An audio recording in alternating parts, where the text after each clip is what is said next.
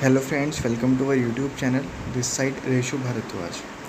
दोस्तों, आज हम बात करेंगे व्यवहार आयुर्वेद यानी फॉरेंसिक मेडिसिन के अंतर्गत आने वाले एक महत्वपूर्ण टॉपिक के बारे में, जिसका नाम है virginity.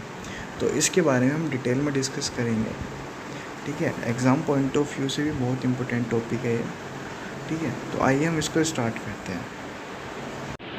Definition: a virgin is a female who has not experience sexual intercourse. Means ऐसी लड़की या महिला जिसने कभी भी शारीरिक संबंध ना स्थापित किए हों, उसे मेडिकल टर्म में वर्जिन कहते हैं। ठीक है, या फिर डिफोल्ट्रेशन मीन्स लॉस ऑफ वर्जिनिटी। अब हम देखते हैं the question of virginity arise in case of, मतलब ये वर्जिनिटी का क्वेश्चन कहाँ पे अराइज होता है, क्यों ये क्वेश्चन उठता है। ठीक है, तो ये 3-4 पॉइंट है, उनमें वर्जिनिटी का पॉइंट उठता है। नलिटी ऑफ मैरिज में, डाइवोर्स में, ठीक है, या फिर रेप या बलात्कार में वर्जिनिटी का क्वेश्चन अराइज होता है।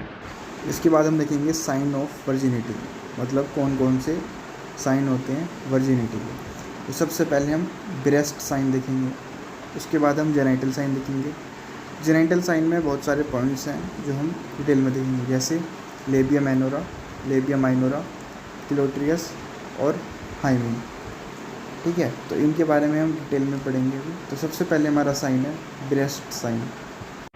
तो इसमें क्या बोला गया है, the breasts are firm plastic hemispherical and do not hang downwards and there is small underdeveloped nipple with pink areola around it. Then frequent sexual contact, frequent handling and masturbation make the breast flabby and large. तो इसमें क्या होता है, जो breast होता है वो hemispherical बताया गया है, इलास्टिक बताया गया है, and do not hang downwards. ठीक है, तो ये साइन रहेगा। अगर फ्रीक्वेंट सेक्सुअल कॉन्टैक्ट होगा, फ्रीक्वेंट मास्टरबेशन होगी, तो ब्रेस्ट क्या होंगे, फ्लैबी हो जाएंगे और लार्ज हो जाएंगे।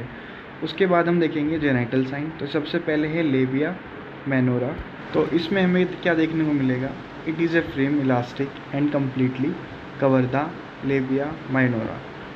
ठीक है, उसके बाद हम देखेंगे लेबिया माइनोरा। तो it is A small pink in the form of thin fold which does not hang down. उसके बाद हम क्लेटोरियस को देखेंगे, it is A small narrow opening of the vestibule. तो ये जेनाइटल साइन होते हैं। इसके बाद हम देखेंगे हाइमीन को। तो जितने भी हमारे लीगल क्वेश्चन अराइज होते हैं वो हाइमीन के ऊपर ही होते हैं। तो आइए हाइमीन को पढ़ते हैं और देखते हैं इसमें क्या देखने को मिलेगा। It is a thin fold of mucous membrane in the opening of the vagina.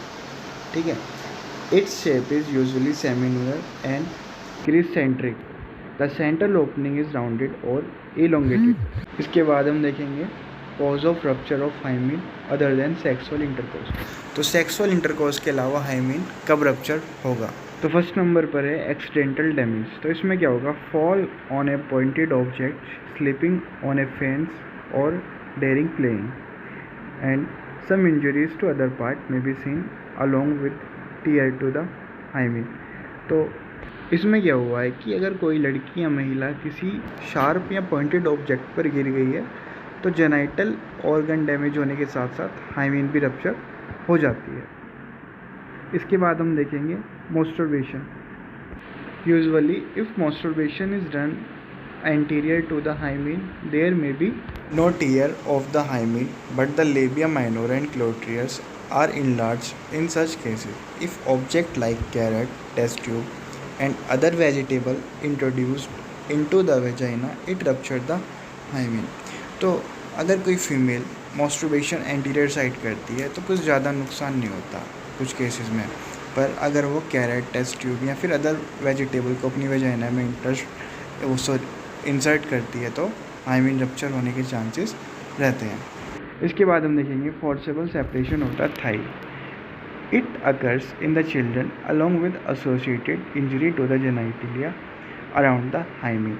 अगर जेनाइटल के किसी भी पार्ट में इंजरी हो जाए तो भी हाइमीन रप्चर होने के चांसेस रहते हैं। इसके बाद आगे हम देखेंगे medical instrument intervention by the usage of instruments in the medical examination the hymen can be torn।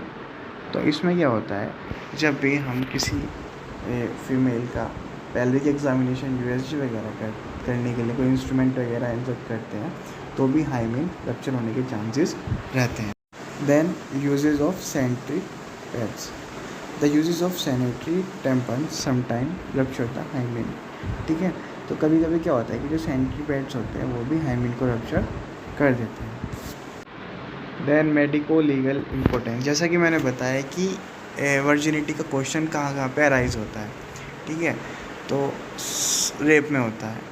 तो रेप में कैसे होता है, अगर कोई लड़की आरोप लगाती है कि मेरे साथ रेप हुआ है, पर हम लोग कैसे डिसाइड करेंगे रेप हुआ उसके साथ, अगर उसकी हाइमेन रप्चर हुई है तो उस केसेस में मेडिको लीगल ये इम्पोर्टेंस रखता है कि उसके साथ रेप हुआ है। ठीक है, सेकंड नंबर पर डाइवोर्स सूट्स। ठीक है, या फिर डिफॉर्मेशन केसेस। डिफॉर्मेशन केसेस मतलब किसी ने अगर झूठा आरोप लगाया है, ठीक है, और एग्जामिनेशन में पता चलता है कि उसकी हाइमेन रप्चर ही नहीं हुई है, तो फिर भाई केस कैसा, ठीक है, वो तो वर्जिन है।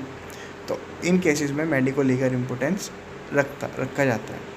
इसके बाद हम देखेंगे समरी देखेंगे इसकी, तो क्या साइन है वर्जिनिटी के और क्या साइन है डिफोरेशन के, मतलब लॉस ऑफ वर्जिनिटी के। तो सबसे पहले हाइमीन है, तो हाइमीन में क्या होगा, जो वर्जिनिटी के साइन होंगे, हाइमीन कैसी होगी, इंटैक्ट होगी, फ्रीम होगी, इलास्टिक होगी, with central opening admits one finger easily चली जाएगी। डिफोरेशन में क्या होगा, it is usually torn and rarely intact and admits 2 finger through the vagina. Then vagina, it's firm elastic non pendulous. और डिफोरेशन में क्या होगा, they are large flabby and pendulous. Then labia majorum, इसमें क्या होता है, it is a firm thick and elastic and completely covers the labia minora. डिफोरेशन में क्या होता है, it is a loose and legs and 2 folds are apposed to each other. Then next one is labia minora. It is a small pink in the form of thin fold which cover the orifice of the virgin. And differentiation में क्या होता है, it is loose and apart and hang down. It is a separate from labia majora. Breasts कैसे होंगी virginity में, they are frame, elastic and non-pendulous. Diffoliation में क्या होगा, they are large, flabby and pendulous. तो हम आज का वीडियो यहीं पे ख़त्म करते हैं। अगर किसी को भी इस वीडियो से रिलेटेड कुछ भी क्वेश्चन हो, कुछ भी क्वेरी हो, तो आप हमें कमेंट सेक्शन में पूछ सकते हैं। अगर आपको वीडियो अच्छी लगी हो तो वीडियो को लाइक, चैनल को सब्सक्राइब ज़रूर कीजिएगा। Thank you guys.